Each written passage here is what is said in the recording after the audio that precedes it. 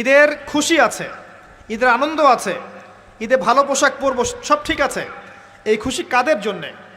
কদ আফলাহা মান তাযাক্কা ওয়া যাকারা ইসমা রাব্বিহি ফাসাল্লা।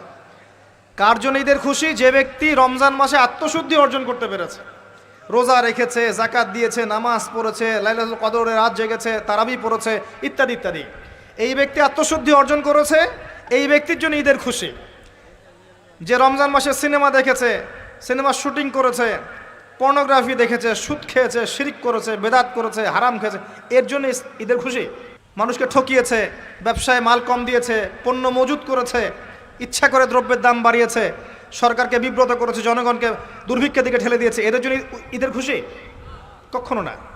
ঈদের খুশি তাদের জন্য যারা আত্মশুদ্ধি অর্জন করতে পেরেছে। 5 ওয়াক্ত নামাজ জামাতে পড়ার চেষ্টা করে। খুব সিম্পল জিনিস, খুব বেশি কিছুর দরকার নেই আমাদের। 5 ওয়াক্ত নামাজ আপনি জামাতে পড়ার চেষ্টা করেন।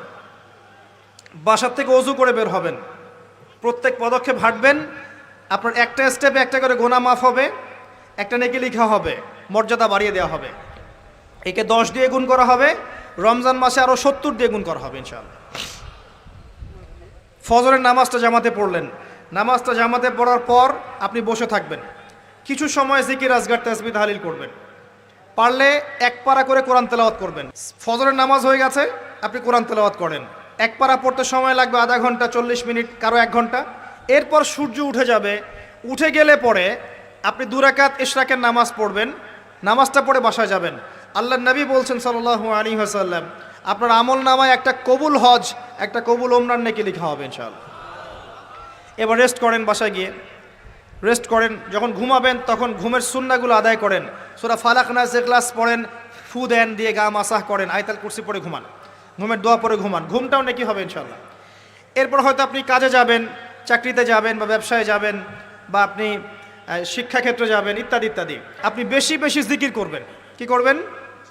সুবহানাল্লাহ পড়বেন, আলহামদুলিল্লাহ পড়বেন, আল্লাহু আকবার পড়বেন, লা ইলাহা ইল্লাল্লাহ পড়বেন, লা হাওলা ওয়ালা কুওয়াতা ইল্লা বিল্লাহ পড়বেন, পড়বেন হাসবি আল্লাহ ওয়া নি'মাল ওয়াকিল, সুবহানাল্লাহি ওয়া বিহামদিহি, সুবহানাল্লাহিল আযীম, সুবহানাল্লাহিল আযীম ওয়া বিহামদিহি, পড়বেন আস্তাগফিরুল্লাহ ওয়া আতুবু ইলাইহি, আস্তাগফিরুল্লাহ ওয়া আতুবু ইলাইহি, পড়বেন লা ইলাহা ইল্লাল্লাহ ওয়াহদাহু লা শারীকা লাহ, লাহুল মুলকু ওয়া লাহুল হামদু ওয়া হুয়া আলা কুল্লি শাইইন কাদির। পারা যাবে না ইনশাআল্লাহ?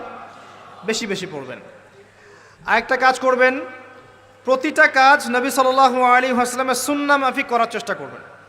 সুন্নাহ মাফিক, খাচ্ছেন তার সুন্নাহ মাফিক, টয়লেট করছেন তার সুন্নাহ মাফিক, ঘুমাচ্ছেন তার সুন্নাহ মাফিক। সুন্নাহর বইগুলো আছে না বাজারে, কিনে নেবেন, কিনে নিয়ে দেখবেন প্রতিটা কাজ কিভাবে করলে সুন্নাহ হবে। এই কাজগুলো করতে গিয়ে আপনাকে গভর্নমেন্ট বাধা দিবে? বিশ্বের পরাশক্তিরা বাধা দিবে? আপনাকে কি কেউ পিটাবে এগুলো করলে? জেল খাটাবে?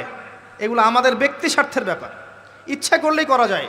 এই ইচ্ছাটা আল্লাহ পাক আমাদের অন্তরে জাগ্রত করুন, আমিন। একটা কাজে কথা বলবো, নর্মালি আমরা ফরজগুলোতে বেশি ফোকাস করি, ফরজ ওয়াজিবে। রমজান মাসে সুন্নত মোস্তাহাবেও ফোকাস করতে হয়। রমাদানে একটা নফল আপনাকে ফরজের নেকি দিয়ে দিবে ইনশাল্লাহ, রমাদান একটা সুন্নাহ আপনাকে ফরজের নেকি দিবে ইনশাল্লাহ। তো রমজান মাসে শুধু ফরজ নয়, একটু সুন্নাহ সলাৎগুলো, নফল সলাৎগুলো একটু বেশি বেশি পড়ার চেষ্টা করি, আল্লাহ পাক তৌফিক দান করুন।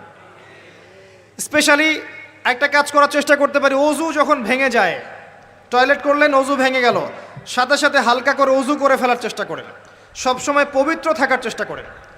বেলাল আল হাবাশি নাম শুনেছেন? রাদিয়াল্লাহু আনহু।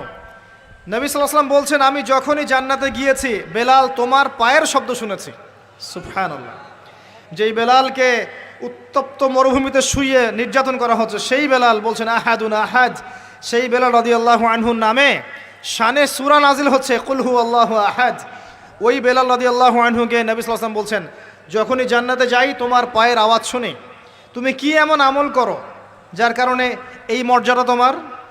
বেলাল রাদিয়াল্লাহু আনহু বলছেন, আমি তো স্পেশাল তেমন কোনো আমল করি না, আপনারা যা করেন আমিও তাই করি, তবে আমার যখনই অজু ভেঙে যায় আমি অজু করি, আর আমি ওই অজু দিয়ে 2 রাকাত নামাজ পড়ি। এটাকে তাহিয়াতুল ওযুর নামাজ বলে। রমজান মাসে করার চেষ্টা করি, আল্লাহ পাক তৌফিক দান করুন। আমরা অনেকেই মসজিদে যাই, ধাপ করে বসে পড়ি, করি না এই কাজটা? মসজিদে গিয়েছি, ধাপ করে আগে বসে পড়ি। মসজিদে গিয়ে 2 রাকাত নামাজ পড়ে বসা সুন্নত, মিনিমাম 2 রাকাত নামাজ পড়ে বসলে আপনি তাহিয়াতুল মসজিদের নেকি অর্জন করলেন, মসজিদের হকটা আদায় করলেন। ওই জায়গা আপনার জন্য সেজদার সাক্ষী